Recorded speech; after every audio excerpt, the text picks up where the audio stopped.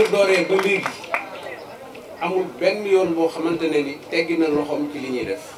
et je voudrais aussi beral nuyoo ak remerciement son directeur de cabinet jafe na ci autorité jamono yi ñu toll koo xamante ne ni da ngay jël sa téléphone woo ko jot ko mais saa yu ma ko woowee il décroche su fekkee dafa nekk ci réunion daf may envoyé je te rappelle te su paree automatiquement daf may répondre loolu source de motivation la parce que ñun soxlawuñu xaalis li boroom xam-xam bi waxoon ni bu la yàlla mayee xam-xamu ut xaalis soxlawuloo ku la jox xaalis mais li ñuy defal moom moo ëpp xaalis parce que à chaque fois bu ñuy door non seulement il organise des réunions te bu organiser réunion il appelle tous les responsables de son cabinet ñu fekk te lépp loo xam ne ni mus na leen ko wax amul lenn loo xamante ne ni mus na cee tegg kon vraiment monsieur le directeur de cabinet ñu ngi lay remercier di leen nuyu yow délégation bi nga àndal yëpp madame gis nañu également yow aussi sa taxawaay ñu ngi lay remercier bu baax. dañu toll ci réew moo xam ne ni dañ koy construire je ne parlerai même pas de reconstruction mais réew moo xam ne ni dañ koy construire jafe na nag ba ci buur yi fi nekkoon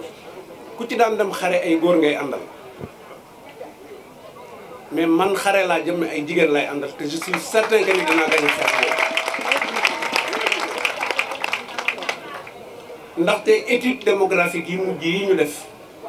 dañu les 3/4 de la population mondiale c'est des femmes loolu lu muy digtal mooy que ni jigéen ñi ñoo ëpp actuellement ci société mënuma comprendre te loolu sax mënul am d'ailleurs un programme de développement sans les femmes mu réussir man mënuma sama xel mënuma may loolu donc il faut nécessairement que les femmes soient au cœur de tous les programmes de développement surtout qu'on parle de souveraineté alimentaire aujourd'hui puisque soo demee tey hôpital mais da ngay waru ci yàlla sunu borom tout le monde est malade mais pourquoi nous sommes malades parce que scientifique yi dañ ni l'organisme de l'homme est lié à son environnement maanaam li sa environnement di produire loolu nga war a dundee pour am wér mais boo fi bàyyee li sa environnement di produire di dundee loo xam ne ni sa environnement produire ko forcément day créer choc ci sa organisme moo waral tout le monde est malade mu jaaxal ñëpp lan moo tax nit ñi feebar loolu rek moo tax nit ñi feebar donc yéen ñi nga xam ne ni yàlla daf leen a may savoir faire ngeen ay jigéen di transformer su ñuy wax souveraineté alimentaire je pense que ni yéen yéen it war a jiitu te jiital ngeen seen bopp parce que man xam naa ci dara li ñu bëgg monsieur le directeur de cabinet mooy que ni chaîne de valeur bi nga xamante ne ni dañ ci bëgg a liggéey ak jigéen mooy jóge ci production jaar ci production laa bëgg a wax jaar ci transformation suñ ko defee il faut ñu créer un espace yu mel nii pour permettre aux femmes de montrer leur savoir-faire mais cela ne suffit pas mais il va falloir également ñu fexe ba nga xam ne ni Sénégalais yi comprendre ni dañu war a consommer ce que ces femmes là produisent li nga ñu ci mën a jàppalee mooy il faut que ñu am ay grandes surfaces yoo xamante ne ni dafay jaay exclusivement le produit sénégalais mais yamuñu ci loolu jaay le produit sénégalais parce que richesse fii lañ koy créer fii ñu nekk mais la valeur ajoutée boo ko bëggee créer da ngay présent dans les autres marchés te je crois que loolu mën naa ci am ay témoins am naa ñoo xam ne ni damay ànd ak ñoom di dem bitim réew bu ñuy dem day am lu ñuy jële fii di ko yóbbu mais bu ñuy dellu si duñ ko indiwaat dañ koy jaay pour dire que le produit sénégalais est aimé beneen bi ci topp les représentations diplomatiques war nañu jàppale war ñu permettre en tout cas ñu nekk ay miroir am nañu un programme aujourd'hui mooy les semaines du Sénégal à l'extérieur te loolu mënuñu ko def tant que lëkkaloo wuñu ci ak nos représentations diplomatiques parce que jigéen su fekkee ne ni dafa toog di produire ñetti bouteilles wala ñetti sachets de cere et autres je pense que aujourd'hui suñu demee ba convaincre les grandes surfaces yi nga xam ne ni nekk nañu feneen su boobaa ñoom bu ñu soxlaa suñu produit bu ñuy commandé ay conteneurs ngeen di produit di leen ko envoyé te ku bëgg a dimbali société da ngay dimbali jigéen parce que benn jigéen soo ko dimbalee pratiquement dimbali nga société bi moo yor xale bi nga xam ne ni day jàng am na ci sax ñoo xam ne ni ñoo yor seen borom kër am na ci ñoo xamante ne ni 6 heures du matin soo génnee tu ne vois que des femmes ñiy lebale xaalis sax léegi jigéen lañ koy lebal parce que jigéen ñi ñoo gën a wóor te am gisaguma jigéen boo xam ne ni lebal nañ ko xaalis ñu koy traîner à la gendarmerie en tout cas fii ci femme du Sénégal en tout cas gisaguma ko beneen bi ci topp mooy Sénégal depuis 1960 ay góor ñoo ko yore mais on n'avance pas mais est-ce que jotul nag ñu essayer jigéen ba xam xam nga essayé jigéen ñi mooy lan yóbbu leen ci ay waxuma jigéen nekk président de la République di xëy na sax dinañ fa yegg mais am na ay responsabilités yoo xam ne ni il faut ñu dox ko jigéen ñi gëm naa ni su leen ko joxee jomb nañoo def loo xamante ne ni ëllëg dina leen reetal parce que jigéen dafa am lu muy jomb. monsieur le directeur de cabinet li yóbbante la ci monsieur le ministre di sekk li mën yëpp ñu ngi koy def avec tous les programmes yi nga xam ne ni mu ngi ci biir ministère bi te ñun ñu xam mais nu jiital jigéen ñi su jiitalee jigéen ñi il va réussir son programme. Pour réussir son programme, il aura les félicitations du président de la République. Ensemble, on peut construire un groupe pour nous permettre de bâtir une économie durable et viable. Durable et viable. Parce que durable et viable me permet à chaque Sénégalais de régler les problèmes. Parce que le développement, ce n'est pas des gratte-ciel. Le développement, c'est que si vous faites des choses, si vous faites des choses, si vous faites des choses, c'est la base du développement. Et à partir de là-bas, nous allons construire cette économie-là. Et vous voyez, les femmes du Sénégal, je vous encourage. De le problème n'est que moi, je suis là, je suis là. Lolen am dina len ko baye yeen mais luma am dina ko bokk ak yeen ma ngi féliciter ñi nga xamné sama ay collaborateurs lañu le maire de la ville mom aussi dinañ ko gërëm bu baax parce que nous avons organisé 2 événements à la fois la foire internationale qui est là-bas et les rencontres économiques et commerciales des femmes du Sénégal kenn ku nek xamna ni waru ñu wona agsi fi bokul ci suñu contrat de suñu contrat feulé la yam mais jàppale bi nga xam ne maire bëgg na ko jàppale jigéen ñi moo tax il n'a même pas tàggu ma ko sax bi may indi programme bi fii donc madame la maire soo demee nga remercier ñu ko bu baax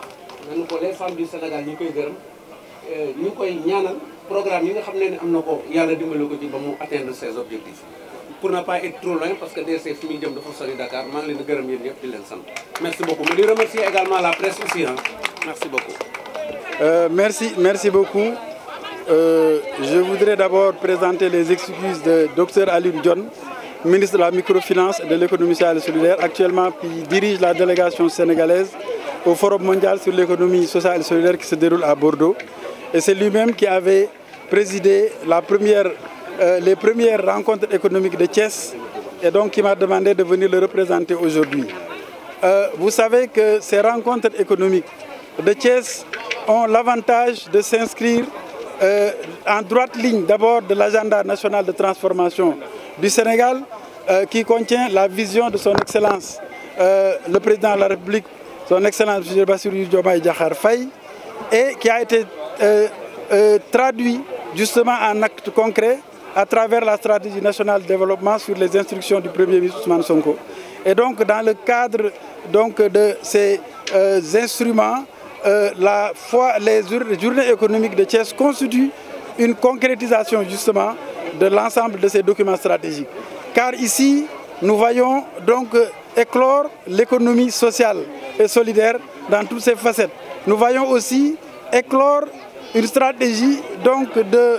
d'autonomisation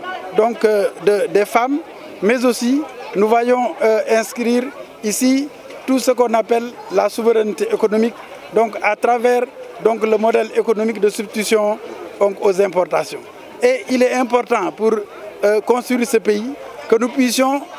valoriser l'ensemble des potentiels de l'ensemble de nos terroirs. Et nous voyons ici que toutes les régions du Sénégal sont représentées. Et dans chaque région, nous voyons que le potentiel économique a été traduit en produits de consommation locale susceptibles de remplacer les produits d'importation. Et c'est ça justement le plus important. Et il faudra donc que toutes les associations, toutes les entreprises qui sont dans cette dynamique puissent être appuyées. Et c'est donc la volonté du docteur Alioune Dione de les accompagner. De les accompagner surtout lorsqu'il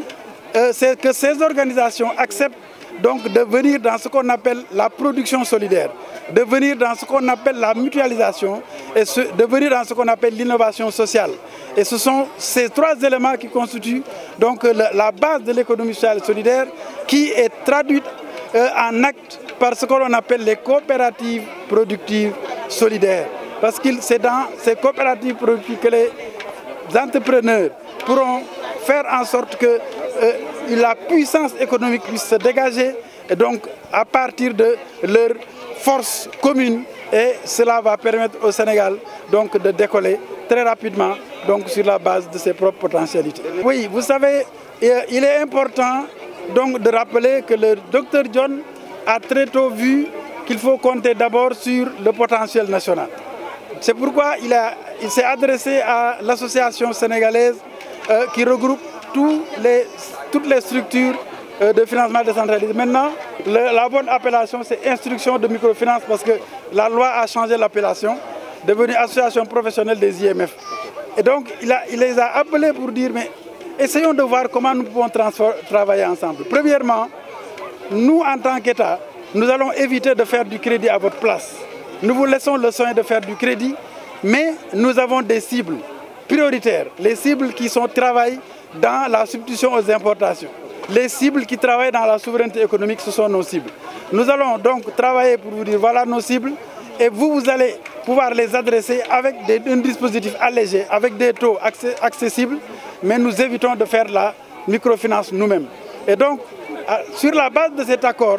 donc les deux institutions ont accepté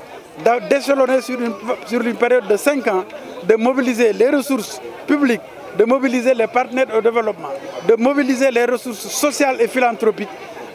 vers les institutions de microfinance. Et l'estimation qu'on a effectuée avec les partenaires au développement, rien qu'avec la BID, nous avons déjà sur place plus de 30 milliards disponibles. Et il y a d'autres partenaires au développement qui s'annoncent, comme l'Italie qui a mis déjà plus de 2,4 milliards de francs CFA. Et nous pensons qu'avec justement des forums comme le G7, nous pourrons avoir d'autres partenaires qui vont étudier et voir le modèle sénégalais. Parce que c'est ici que la microfinance est mise au service de l'économie sociale et solidaire. Il n'y a qu'au Sénégal, seul dans le modèle sénégalais, qu'on trouve cette association microfinance, économie sociale et solidaire. Et le docteur John a décidé de mettre la microfinance au service de l'économie sociale et solidaire. Et avec le financement inclusif, nous pouvons très vite atteindre ces 600 milliards et les mettre à disposition des producteurs. Je vous remercie. ni tey dañuy jàpp parce que dañu am réunion débat d'orientation moo tax mu xaw a yéex a ñëw mais war na egsi ci kanam di nuyu ministre ki fi teewal ministre chef de cabinet maa ngi koy ziar bu baax a baax di directeur de cabinet di nuyu monsieur Dame Sall di ko féliciter bu baax a baax ci ni mu encadrer les femmes du Sénégal wax dëgg yàlla gis nañu liggéey bu rafet boo nga xam ne ni depuis des années ñu ngi koy suivre mu koy jàppale jigéen ñi te dañ ni ku jàppale jigéen jàppale nga àddina parce que ku jàppale jigéen jàppale nga doom jàppale nga borom kër monsieur Dame Sall ñu ngi lay jaajëfal bu baax a baax ci liggéey bi di la ñaanal yàlla lépp lu ngeen mën ren yàlla ngeen mën déwén lu ko ëpp fépp fu ngeen bëgg a àgg yàlla ngeen fa àgg di féliciter madame la maire Ndate Taye yaakaar naa tey moom moo waroon ñëw taxaw fii tey jël parole bi mais dafa bokk ci les femmes du Sénégal nekk adjointe au maire kon yaakaar naa tey waroon nañu mën taxaw fii def li may def wax ko tey moom ma koy dàq bu baax a baax ndax moom ko gën a maîtriser maa ngi leen di ziar yéen ñëpp nag di feddali sama kóllëre ci di ma fi dégg lépp muy contentement bu baax a baax madame Fatou Seck di la wax ni ci femme yi nga formé nga sama njëkke bu jógee ba Nouakchott yaa ngi ko formé wax macha allah mu ngi liggéey bu am solo ci Nouakchott di la ko dëggal rek di la wax ni fépp fu femme nekk rek yaa ngi koy jàppale bu baax a baax di nuyu ñëpp di sant ñëpp ci turu monsieur le maire docteur Babacar Diop mi nga xamee ni bu sañoon jigéen du des gannaaw ci Sénégal bu sañoon jigéen ñëpp ay jëm kanam waxuma la nag jigéenu Thiès kon nag bu ko defee ma yemale foofu kàddu yi rek ñu xaar suñu monsieur le maire mu egsi di leen jaajëfal bu baax a baax.